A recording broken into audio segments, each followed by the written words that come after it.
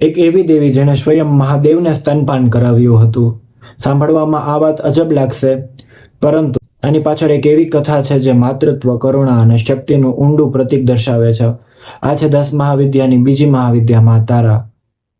તો ઘટના એવી બને છે કે મહાદેવને માતા તારાના ગોદમાં આશ્રય લેવો પડે છે.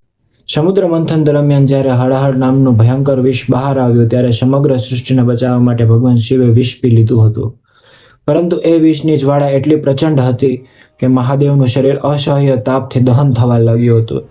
ત્યારે મા તારા પ્રગટ થયા. તેમણે મહાદેવને પોતાની ગોદમાં લીધા અને દિવ્ય સ્તનપાન કરાવ્યું.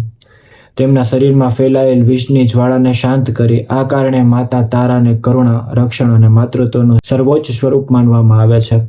પરંતુ આ કથાનો સાચો અર્થ માત્ર એટલો જ નથી.